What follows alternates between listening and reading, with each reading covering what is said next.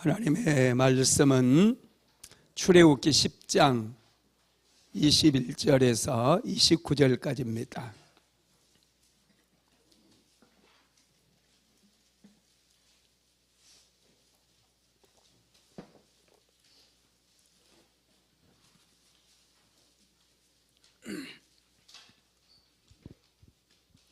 출애굽기 10장 21절에서 29절까지 한 목소리로 합독하겠습니다.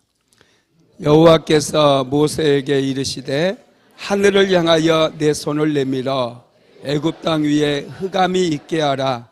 곧 더듬을 만한 흑암이리라.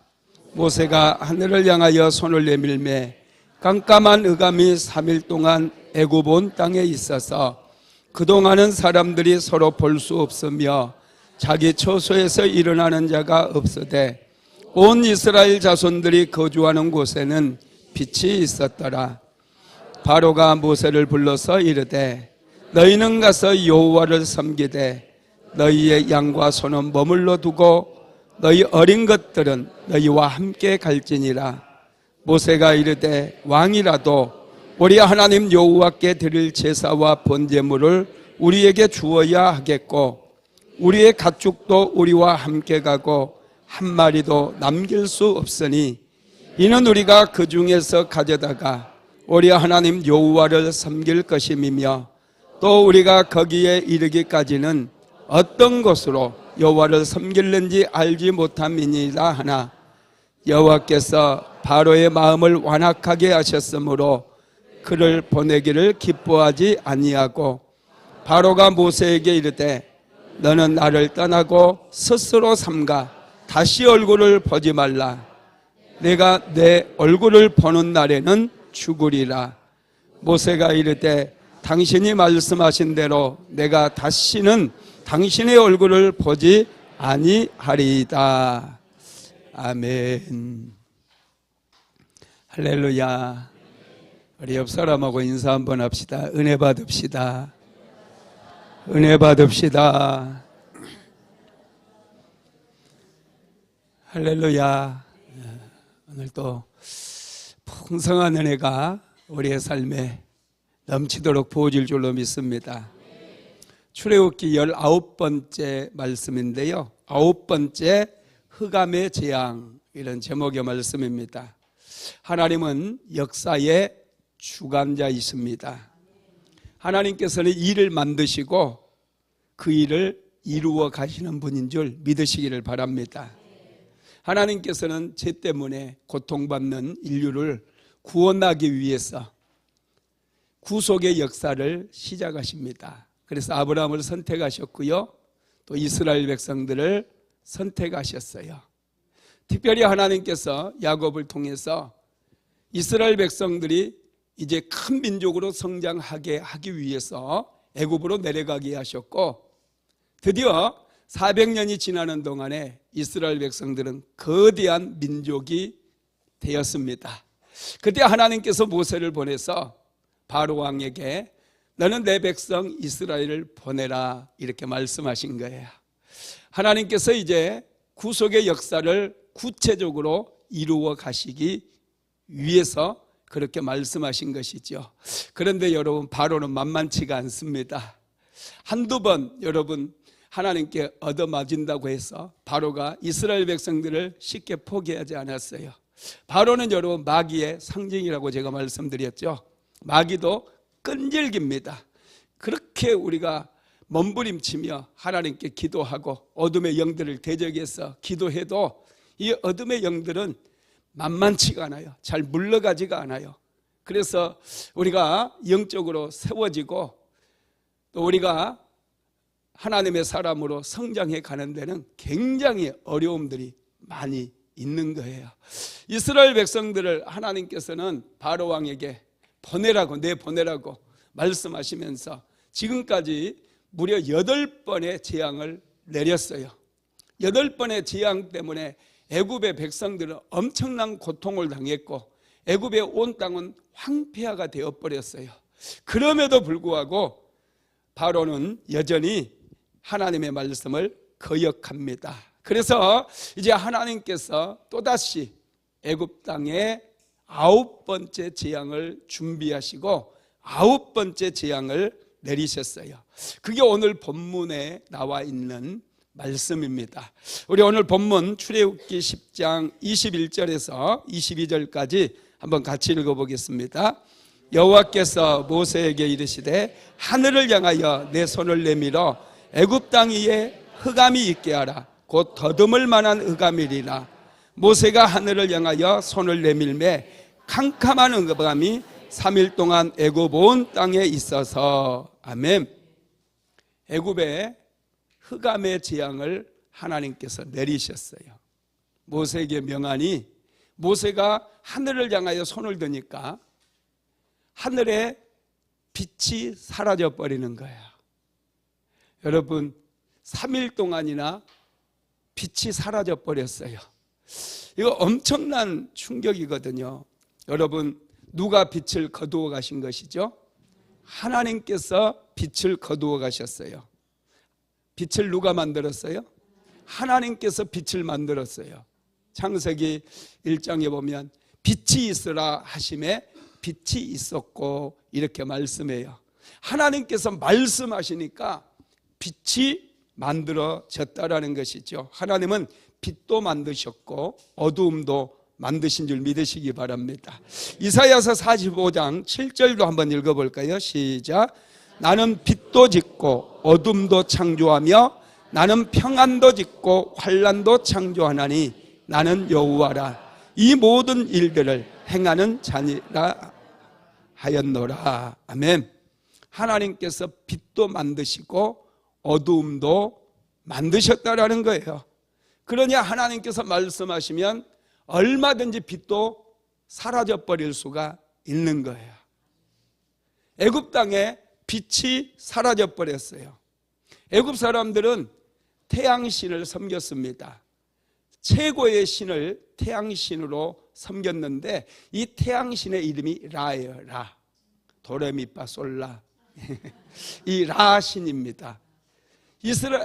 애굽 사람들은 이 라신이 태양신이라고 그랬고 가장 신 중의 신이고 전능한 신이라고 그들은 섬기고 믿었어요. 그래서 바로 왕은 이 파라오 태양신의 아들이라고 칭호를 지어서 이 태양신의 힘을 빌려가지고 애굽이라고 하는 나라를 통치한 거예요. 그래서 여러분 태양이 사라져버렸다는 얘기는 흑암이 온 땅을 삼켜버렸다는 말은 태양신이 죽었다는 거예요. 그들이 섬겼던 태양신이 끝장났다는 거, 죽었다는 거예요. 그러면 여러분 태양신의 아들인 바로는 어떻게 될까요? 바로도 여러분 끝났다는 거예요. 여러분 그렇습니다. 태양신이 온 애굽 땅을 다스린다고 생각했었는데 빛을 잃어버린 거예요. 사흘 동안이나 빛이 사라져버린 거예요. 애굽 사람들은 엄청난 충격을 받은 것이죠. 특별히 여러분 흑암의 재앙을 내리는 걸 보면은 이 얼마나 깊은 흑암이었는지 더듬거렸다는 거예요. 이것은 소경이 눈을 전혀 볼 수 없는 맹인이 더듬거려 가지고 뭔가 찾아내고 또 길을 가고 이러는 것, 이런 단어를 쓸 때 쓰는 단어였어요. 이 빛이라고는 찾아볼 수 없는 정말 깊은 흑암이었다라는 것을 알 수가 있다라는 거예요. 여러분 하나님께서는 애굽의 태양신 라를 심판하시면서 최고의 신이었던 라를 심판하시면서 빛을 거두어 가셔버린 것이죠. 여러분 하나님께서는 여호와 하나님께서는 빛도 주관하시고 어두움도 주관하신다는 걸 믿으시기 바랍니다. 애굽 사람들은요 그렇게 생각하지 않았어요. 빛의 신과 이 어둠의 신이 서로 싸워가지고 이기면 낮이 되고 빛의 신이 이기면 낮이 되고 어둠의 신이 이기면 밤이 된다라고 생각을 했던 거예요. 얼마나 참 어리석은 생각입니까? 사람이 생각하는 게요 참 어리석은 것만 생각해요. 하나님께서 여호와 하나님께서 빛을 만드셨어요. 여호와 하나님께서 어두움도 만드셨어요. 이거 믿습니까? 여러분, 하나님은 전능하신 분이요, 말씀으로 빛을 만드신 분이셔요. 그래서 빛을 거두어 가실 수도 있다라는 것입니다. 여러분, 모세가 하늘을 향해 손을 폈을 때 빛이 사라졌다고 성경은 말하고 있는데, 이건 모세의 능력이 아닙니다. 하나님께서 말씀하신 대로 순종했기 때문에 하나님께서 행하신 일인 거예요. 믿으시기 바랍니다. 그러면 여러분, 이 흑암의 재앙의 특징은 무엇일까 한번 살펴보겠는데, 흑암의 재앙의 특징은 첫 번째가요, 아무런 경고 없이 주어진 재앙이라는 거예요. 자, 출애굽기 10장 21절 다시 읽어봅니다. 시작. 여호와께서 모세에게 이르시되 하늘을 향하여 내 손을 내밀어 애굽 땅 위에 흑암이 있게 하라. 곧 더듬을 만한 흑암이리라. 아멘. 보통 일반적으로 하나님께서는 재앙을 내리시기 전에 먼저 모세와 아론을 바로 왕에게 보냈어요. 그리고 바로 왕에게 너는 내 백성 이스라엘을 보내라. 만약에 보내지 않는다면 이런저런 재앙을 내릴 것이다, 이렇게 경고의 메시지를 주셨거든요. 그런데 이 9번째 재앙은 하나님께서 전혀 경고를 주지 않았어요. 여러분, 우리가 전혀 경고를 주지 않았던 재앙들 벌써 2번을 더 봤잖아요. 세 번째 재앙이 이의 재앙이었잖아요. 이 벼룩이라고 제가 그랬었죠. 이의 재앙 때도 그 티끌을 치니 그냥 이가 생겨버린 거거든요. 하나님께서 경고의 메시지를 주지 않고 그냥 재앙이 내리진 거예요. 그 다음에 6번째 재앙이었던 이 독종, 사람 몸에 나는 이 독한 종기, 이 재앙 역시도 경고가 없었어요. 그냥 경고 없이 하나님께서 애굽에 독종의 재앙을 내리신 거예요. 그리고 9번째 재앙인 이 흑암의 재앙 역시 여러분, 경고를 주지 않고 바로 세상을 깜깜하게 만들어버린 거예요. 여러분, 그러면 재앙을 내리시면서 이렇게 경고하지 않는 이유가 뭘까요? 첫 번째는요, 우리 인생이 모두 예측 가능한 것은 아니라는 거예요. 우리는 예측하며 살고, 여러분 내일 계획이 있으시죠? 내일이 좋은 날이 일상의 반복이라고 생각하고 내일 계획을 세울 거예요. 저도 오늘 대전 국립현충원에 갔다 왔어요. 이거 며칠 전부터 이제 계획을 세웠습니다. 어머니 이제 또 길일이 되고 그래서 추도 예배 드리기 위해서 그곳에 갔다 왔거든요. 며칠 전부터 몇 시에 일어나서 몇 시에 출발해서 대전에 가야 되겠다, 이런 생각을 한 거거든요. 여러분, 많은 부분 우리는 예측을 해요. 또 요즘은 또 그 기상 예보도 많이 맞잖아요. 예측을 하죠. 내일 날씨가 어떻게 되고 모레 날씨가 어떻게 되고 기온은 어느 정도 될 것이며, 이런 예측이 많이 되잖아요. 많은 부분. 그런데 여러분,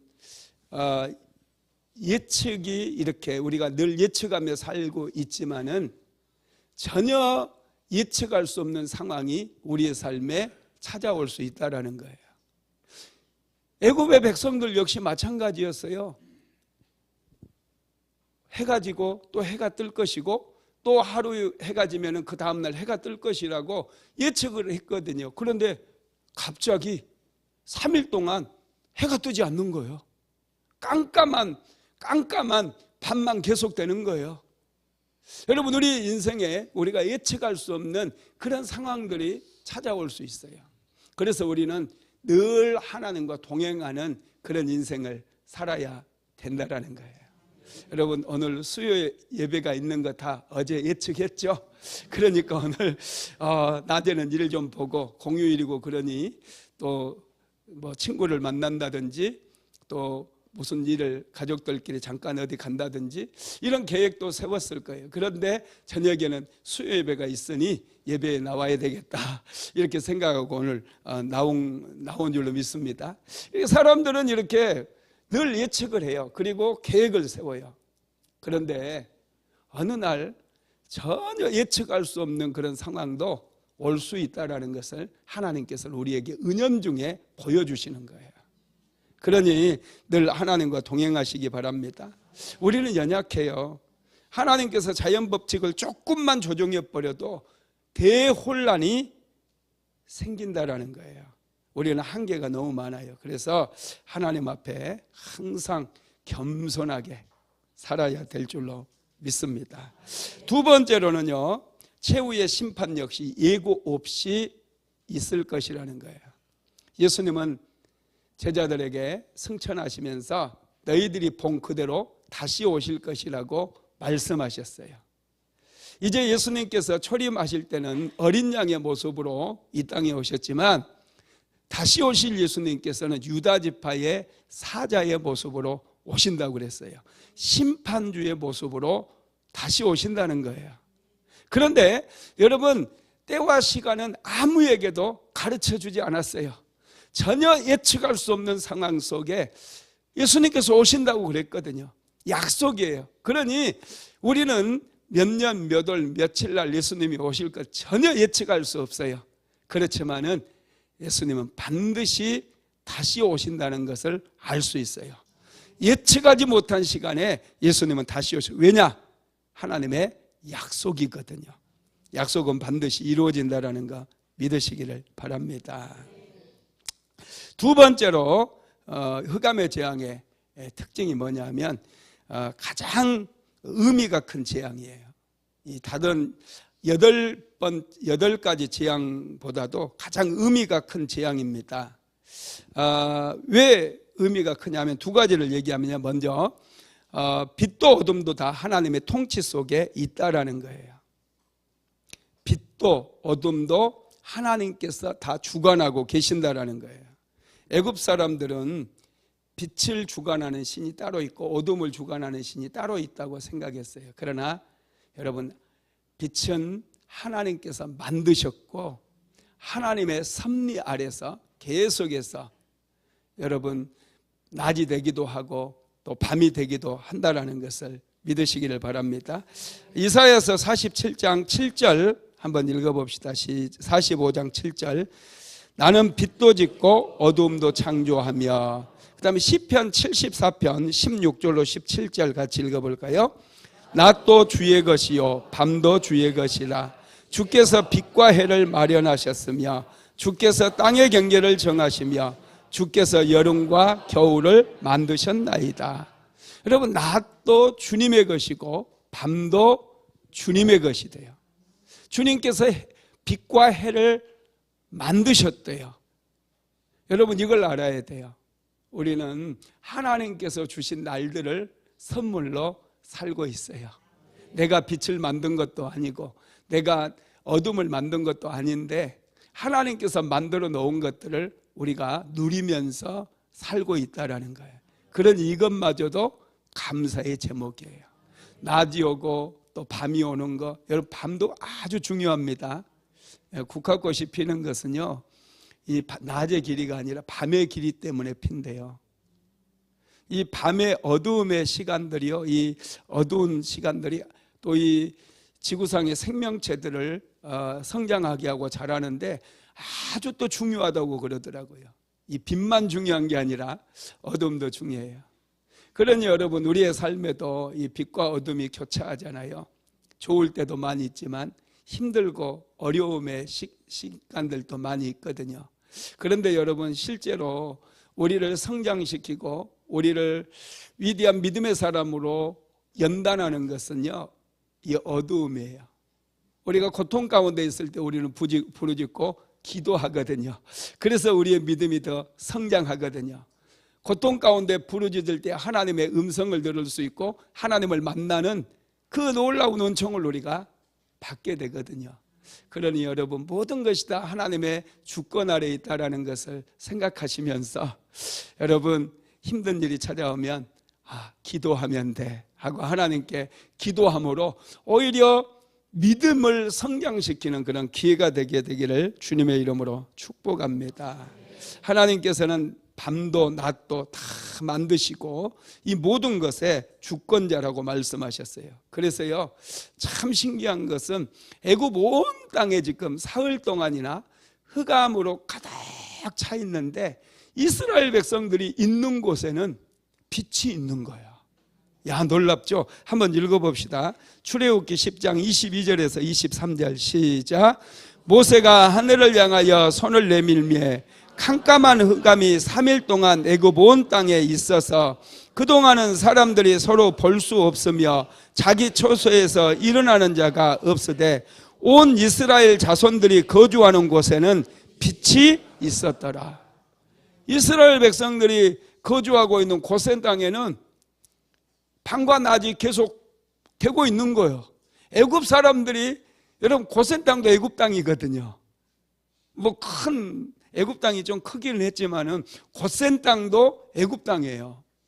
그런데 고센 땅에는 햇볕이 그냥 잘 들어오고 사흘 동안 밤이 됐다가 또 낮이 됐다가 그러는데 이 애굽 땅에만, 애굽 사람들이 살고 있는 곳에는 사흘 동안 빛이 사라져 버렸어요. 흑암으로 가득 차 있는 거예요. 야, 이거 신기하지 않습니까? 제가 고민이 깊었어요. 설교 준비하면서. 물론 하나님께서 다 하실 수 있겠죠. 그러면 왜 이스라엘 백성들이 있는 곳에만 이 빛이 있었을까? 여러분 왜 같아요? 예, 하나님이 함께 계시니까. 이스라엘 백성들이 있는 곳에 하나님이 함께 계시고 하나님의 말씀이 있으니까 그곳에는 정상적으로 자연 법칙이 가동이 되더라는 거예요. 여러분 이게 은혜예요. 저와 여러분도 하나님께서 함께 하시면요, 여러분 다 되는 거예요. 어떤 힘든 문제가 찾아오고 어려운 일들이 찾아와도요, 하나님이 나와 함께 계시면 너무나 이건 자연스럽게 해결되는 문제라는 거예요. 그러니 너무 힘들어하지 마시고요, 너무 막 그곳에 스트레스 받지 마세요. 그러려니 생각하고 하나님 앞에 엎드려 기도하게 되면, 하나님이 나와 함께 하게 되면 여러분 정상적으로 우리가 오히려 더 잘 되는 거예요. 이스라엘 백성들이 머무는 곳에는 빛이 사라지지를 않았어요. 정상적으로 사흘 동안 밤과 낮이 반복되었어요. 이게 은혜거든요. 그들이 있는 곳에 하나님이 머무시니 그냥 재앙이 이스라엘 백성들에게는 미치지 않는 거예요. 저와 여러분이 하나님과 늘 함께 한다고 한다면 재앙들이 피해간다라는 거 믿으시기를 주님의 이름으로 축복합니다.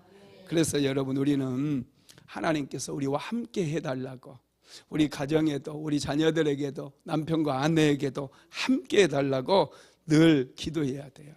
여러분, 예수님께서 이 땅에 오셨다가 십자가에 못 박혀 돌아가실 때 여러분 어떤 일이 일어났어요? 엄청난 어두움이 나타났어요. 예수님께서 운명하시자마자 햇볕이 사라져 버렸어요. 성경에 나와 있잖아요. 하나님께서 오셨다가 여러분 하나님께서 안 계시니 온 땅이 어둠으로 가득 차버렸던 것이죠.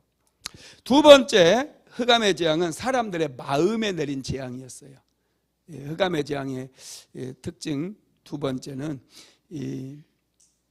이게 마음에 내린 재앙입니다. 빛을 잃어버리면 어떤 행동에도 물론 제약이 있지만은 뭐 사람의 몸이 병들지 않았잖아요. 사흘이니까. 그리고 농작물이 큰 피해를 입는다든지 그런 건 아니잖아요. 그런데 이건 백성들의 마음에 엄청난 두려움을 가져다 주는 거예요. 공포를 가져다 주는 거예요. 갑자기 여러분 밤이 시작되다가 밤이 막 길어진 거, 이것만 해도 굉장히 두려운 일일 텐데, 이거 지금 모세가 낮이었거든요. 낮에 하늘로 손을 딱 드는데 그때 그 시각을 기점으로 해가지고 빛이 사라지고, 낮에 지금 그거 오전인지 오후인지 저도 잘 몰라요. 성경에 안 나와 있으니까. 그런데 갑자기 한 낮이었던 것 같아요. 빛이 딱 사라진 거예요. 그래서 사람들은 조금 있으면 빛이 비추겠지? 그렇게 생각했을 수 있어요. 여러분, 갑자기 우리 예배 드리는데 전기가 빵 나가버렸어. 그러면 우리는 알잖아요. 아, 이건 무슨 사고고 금방 또 전기가 들어올 거야, 이렇게 생각을 하거든요. 그래서 좀 기다리면은 전기가 다시 들어와요. 그런데 애굽 사람들이 빛이 갑자기 사라져가지고 좀 있으면 햇볕이 나오겠지 이렇게 생각을 했는데 빛이 안 나타나는 거예요. 여러분, 빛이 없이 공포 가운데 이렇게 일하다가 갑자기 빛이 사라졌어요. 더듬더듬 해가지고 집에 왔어. 그래가지고 가족들 얼굴도 잘 보이지도 않고, 또 물론 그때 당시도 햇불이 있었으니까 불을 해서 밥은 먹고 그랬었는지는 모르겠지만 얼마나 두렵겠어요. 이러다가 영원히 빛이 사라지는 거 아니야? 엄청난 두려움이 그들에게 밀려오는 거예요. 이건 여러분, 이 마음에 내린 재앙이었다는 거예요. 엄청난 공포와 두려움을, 불안감을 주는 그런 재앙이었던 것이죠. 여러분, 하나님 없이 어두운 가운데 살아가는 사람들은요, 항상 두려움이 있어요. 그러다 보니 항상 어두운 가운데 있는 분들은 신경이 예민합니다. 오늘 하나 누구 걸리기만 해봐라 이런 마음으로 살아가요. 그래서 늘 원망과 불평이 많고요, 짜증이 많아요. 여러분, 빛 가운데로 나오셔야 돼요. 예수님을 알아야 돼요. 하나님을 믿으면 마음에 여유가 생기고 기쁨이 있어요. 하나님을 찬양하면 얼마나 참 은혜가 깊은지 몰라요. 할렐루야. 세 번째 흑암의 재앙의 특징은 이 마지막 협상이, 이것이 마지막 협상을 바로가 시작한다라는 거예요. 자, 출애굽기 10장 24절 한번 읽어봅시다. 시작. 바로가 모세를 불러서 이르되 너희는 가서 여호와를 섬기되 너희의 양과 소는 머물러 두고 너희 어린 것들은 너희와 함께 갈지니라. 아멘. 바로가 모세를 불렀어요. 그리고 이제 통 크게 양보를 합니다. 통 크게 바로가 양보를 해요. 그 전에 너희 장정만 가라고 그랬잖아요. 애들은 남겨놓으라고 그랬잖아요. 계속 지금 바로가 밀리다 보니까 하나씩 양보하다가 이번에는 정말 통 크게 양보를 해가지고 너희 어린 아이들까지 다 데리고 가라고 그래요. 그런데 뭐만 남기고요? 양과 소는 남기라는 거예요. 여러분, 이건 바로가 통 크게 양보를 했거든요. 그런데 모세는 이런 제안을 다 그냥 한 방에 거절을 해버려요. 단번에 거절을 해버립니다. 왜 그러느냐 하면은, 여러분, 바로는 끝까지 이스라엘 백성들을 붙잡아 두려는 그런 계략이거든요. 이스라엘 백성들을 그냥 월급도 주지 않고 400년 동안 종살이를 시켰잖아요. 그리고 지금 200만 명이나 되는 이스라엘 백성들, 와, 이거 나가버리면 문제가 심각해지거든요. 이 애굽 백성들이 하기 싫은 일들 다 놓고 가버려요. 그리고 우리나라에도 지금 외국인 근로자들이 굉장히 많아요.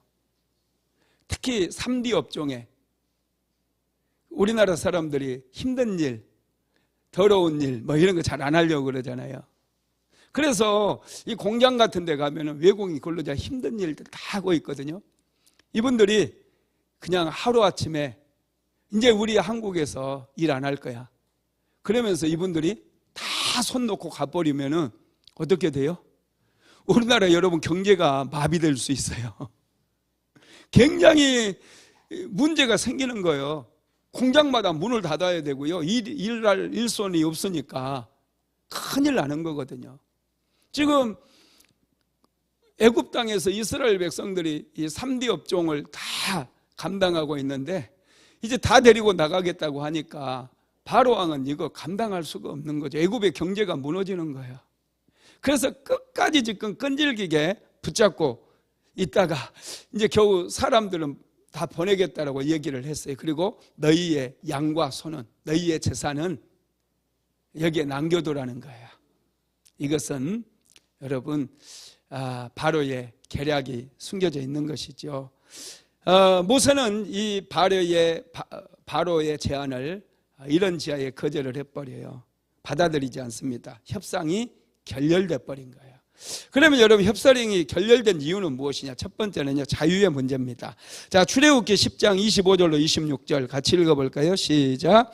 모세가 이르되 왕이라도 우리 하나님 여호와께 드릴 제사와 번제물을 우리에게 주어야 하겠고 우리의 가축도 우리와 함께 가고 한 마리도 남길 수 없으니 이는 우리가 그 중에서 가져다가 우리 하나님 여호와를 섬길 것이며 또 우리가 거기에 이르기까지는 어떤 것으로 여호와를 섬길지 알지 못함이니이다 하나. 아멘. 이 협상이 결렬된 이유는요, 바로 왕은 이스라엘 백성들을 다시 돌아오게 하기 위해서 양과 소 그 재산을 남기라고 그랬어요. 재물이 있는 곳에 또 사람이 또 반드시 돌아오게 되어 있어요. 그러나 모세는 이제 애굽의 종살이에서 이스라엘 백성들을 해방시켜서 이제 하나님의 백성이 되게 하는데 목적이 있는 거예요. 애굽 땅을 나와야, 그리고 그의 모든 소유를 다 끌고 나와야 진정한 자유를 얻을 수 있거든요. 그래서 모세는 바로가 제안한 요구사항을 거절을 해버리고 이제 이스라엘 백성들과 그의 소유물들을 다 가지고 나갈 것이라고 바로에게 얘기하는 거예요. 하나님은 여러분 우리에게 자유를 주시는 분이에요. 마귀는요, 물질을 여러분 물질로 유혹해서 우리로 하여금 죄에 넘어지게 만들고 우리가 믿음에서 떠나게도 만들어요. 그러니 여러분 어떻게 하든지 하나님께 복을 받으십시오. 하나님께서는 금도 내 것이 은도 내 것이라고 그랬어요. 하나님께서 주시는 복을 많이 받아버리면 마귀가 아무리 물질로 시험하고 물질로 죄에 넘어뜨리려고 한다 할지라도 우리는 시험에 넘어가지 않아요. 이 바로왕은 마귀의 상징이에요.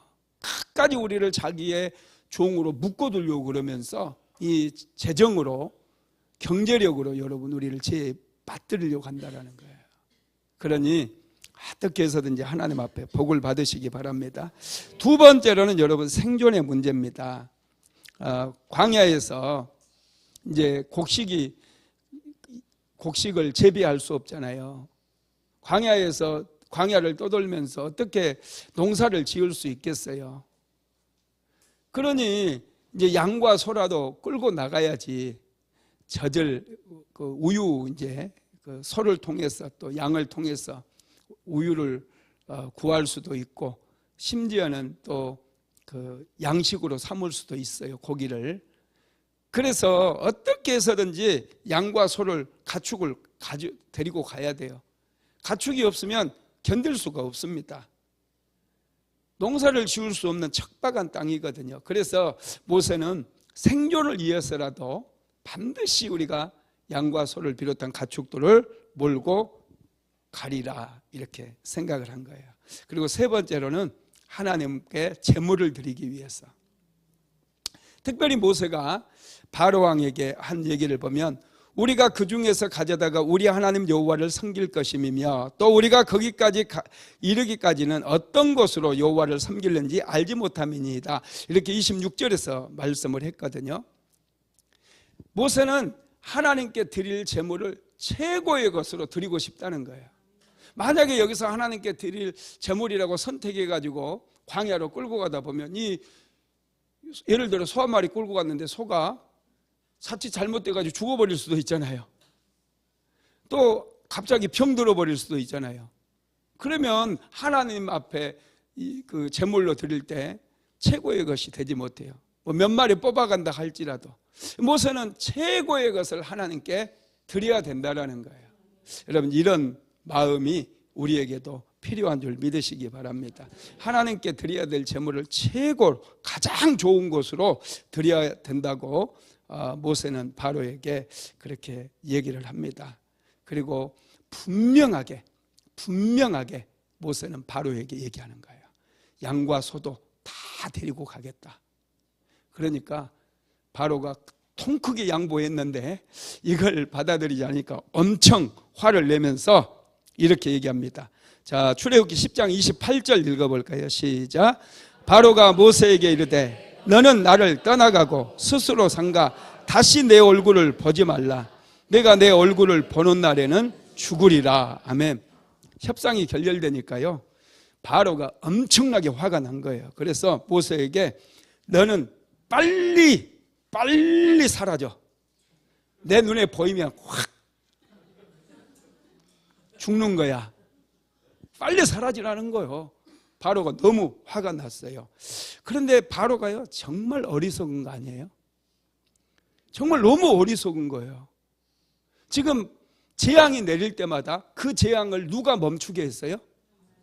모세가 멈추게 했잖아요. 모세가 하나님께 기도했어요. 심지어는 바로가 너희 하나님 여호와께 간구해서 이 재앙이 좀 끝나게 해달라, 그렇게 바로가 모세에게 부탁까지 했잖아요. 은혜의 사람 모세가 자기 옆에 있는 것만 해도 이거 엄청난 은혜고 엄청난 축복인데 빨리 사라지래요. 눈에 비기만 하면 확 죽인다는 거예요. 이렇게 어리석은 사람이 어디 있어요? 모세가 여러분 그동안 재앙을 다 멈추게 했거든요. 모세가 기도하니까 재앙이 멈췄어요. 지금 모세의 도움이 필요해요. 바로에게는. 나중에 이제 10번째 재앙이 내리고 애굽 땅을 떠날 때 물론 여러 가지 다 가지고 이제 단락해서 은금 폐물 다 애굽 사람들에게 단락해서 떠나잖아요. 애굽은 그야말로 초토화가 돼 버려요. 만약에 제가 바로였다고 한다면 모세를 살살 달래가지고 우리 거 다 줄 테니까 제발 우리를 좀 축복해주고 가라. 축복해주고, 여러분 축복해주고 가야지. 그래야 다시 애굽 땅이 회복될 거 아니에요. 자기가 왕권을 유지할 거 아니에요. 그렇게 했다가는 여러분 이제 애굽 땅은 초토화가 되어버렸기 때문에 이민족이 쳐들어오면 애굽 땅은 감당할 수가 없어요. 그러면 모세를 그동안 겪어봤으니 모세에게 내가 다 보내주고 은금 폐물이고 먹고 달라는 대로 다 주겠다. 근데 대신 나를 좀 축복해주고 가라. 이렇게 해야지. 할렐루야. 감동이 안 오나 봐. 이제 바로가 모세에게 너는 나를 떠나고 내 앞에서 사라져라 그렇게 얘기했을 때 모세가 또 어떻게 답변했는지 한번 봅시다. 29절 출애굽기 10장 29절 시작. 모세가 이르되 당신이 말씀하신 대로 내가 다시는 당신의 얼굴을 보지 아니하리이다. 모세도 다시는 내가 당신의 얼굴을 보지 않겠습니다. 이렇게 하고 모세가 떠난 거예요. 여러분 악한 사람들은요 항상 어리석은 판단을 해요. 바로 왕은 굉장히 악해요. 그래서 생각하는 것이 굉장히 어리석어요. 단순해요. 기분 나쁘다는 거예요. 눈에 비기만 하면 확 죽이겠다는 거예요. 그 고단수가 아니, 머리를 써야죠. 자기가 하나님 정말 이스라엘의 여호와라고 하는 그 신이 지금까지 애굽 땅에 8가지의 재앙을 내렸고 이번에 9가지 재앙까지 내렸다고 한다면 정신을 차려야죠. 자기도 살 길을 찾아야 되지 않아요? 그런데 지금 모세에게 내 눈에 띄기만 하면 당신 죽이겠다고 이런 이상한 얘기를 하고 있다라는 거예요. 이건 정말 어리석은 거예요. 은혜의 사람은요 어떻게든지 붙잡아 놔야 돼요. 그래야 회복의 기회를 우리가 맞이할 수가 있어요. 모세는 안 그래도 자기도 정말 얼마나 지겨웠겠어요. 지긋지긋하죠. 모세라고 내가 지난번에 말씀드렸잖아요. 애굽 땅이 그렇게 재앙으로 초토화되는 거 모세가 좋아했을까요? 아니거든요. 모세의 사명은 애굽을 부시는 게 아니에요. 애굽의 궁궐을 부시는 것도 아니고 바로 왕의 목줄을 그냥 쥐고 급박하는 것도 아니에요. 모세의 사명은 뭐였어요? 이스라엘 백성들을 애굽의 종살이에서 해방시키는 것일 뿐이에요. 애굽이 잘못되는 거 원하지도 않았어요. 그냥 첫 번째 갔을 때 내 백성 이스라엘을 보내라 하나님께서 말씀하셨다고 전했을 때 바로 왕이 그냥 보냈으면 이런 일은 당하지 않는 거예요. 여러분 그런데 바로는 정말 어리석은 결정을 자꾸 합니다. 바로는 지금까지 마지막까지 모세에게 큰 소리를 쳤어요. 큰 소리를 쳤습니다. 그런데 이제 두 손 두 발 다 들게 되잖아요. 마지막 장자들의 죽음, 바로의 장자가 죽어버릴 때 그는 두 손 두 발 다 들게 된다라는 거예요. 잘난 척해도 여러분 참 이게 말이 안 되는 거예요. 하나님 앞에서는 항상 교만해야 돼. 겸손해야 돼요. 말이 막 헛나와. 할렐루야, 다 망할 뻔했네. 하나님 앞에서는 우리가 겸손해야 돼요. 큰일 날 뻔했다. 말씀을 마무리하겠습니다. 얼른 끝내야지. 하나님은 만왕의 왕이 되십니다. 우리는 하나님의 은혜 없이는 살아갈 수 없어요. 그래서 늘 겸손하게 하나님의 은혜를 구해야 됩니다. 하나님께 은혜를 구하고 하나님께 나올 때마다 하나님께서는 아낌이 없이 우리에게 은혜를 내려주셔요. 그리고 여러분, 하나님을 섬길 때 항상 기억하십시오. 최고의 것으로 섬기십시오. 제가 목회를 오래 하다 보니까 참 이상한 습성을 가진 집사님들이 있더라고요. 자기 집에 냉장고 쓰다가요, 목사님 새 걸로 바꾸잖아요. 그럼 목사님, 교회 냉장고, 우리 집에 냉장고 쓰던 거 있는데 필요하지 않아요? 이렇게 얘기해요. 자기 쓰던 거 교회 갖다 놓으려고 그래요. 하나 사가지고 교회 갖다 놔야지. 쓰던 것은 갖다 버리세요. 스티커 값 들까봐 두니까 나중에 교회에서 스티커 사고 버리라고? 참, 나 이런 경험을 많이 했어요. 내가 나한테는 그런 얘기 절대 하지 마요. 나 무지 싫어해요. 하나님 앞에 드리는 것은 최고로 드려야 돼요. 이런 마음이 필요해요. 쓰던 거 갖다 확 그냥 니나 써, 니나. 그거 새 거 다 주고 이렇게. 하나님 앞에 드릴 때는 여러분 최고의 것으로 드려야 된다라는 거, 여러분 모세에게서 우리가 배워야 된다라는 거예요. 먹고 살기 위해서 여러분 우리에게도 많은 게 필요하지만은 여러분 그것 때문이라도 더 하나님께 귀한 것을 드리게 되면 하나님께서 우리 인생 속에 놀랍게 복을 주심을 믿으시기 바랍니다. 고마우신 하나님, 하나님과 함께하는 곳에는 하나님의 은혜가 늘 함께함을 배웠습니다. 사랑하는 성도들, 인생을 살아가면서 늘 예수님과 동행할 수 있도록 축복하여 주시고, 머무는 현장마다 고센 땅에 빛이 머물렀던 것처럼 하나님의 은혜가 충만하게 머물 수 있도록 주여 도와 주시옵소서. 오늘 이 밤에도 가지고 나온 모든 기도 제목들, 인생의 문제들 다 해결받게 하시고 예수 그리스도 이름으로 승리하는 사랑하는 모든 성도님들 다 되게 하옵소서. 예수님의 이름으로 기도드리었습니다. 지금은 우리 주 예수 그리스도의 무한하신 은혜와 아버지 하나님의 극진하신 사랑하심과 보혜사 성령 하나님의 감동 감화 충만케 하시는 역사가 오늘도 하나님의 은혜의 자리에 머물기를 간절히 소망하는 하나님의 모든 권속들 위에, 사랑하는 순복음 안디옥교회 모든 성도들 머리머리 위에 이제로부터 영원토록 함께 있을지어다. 아멘.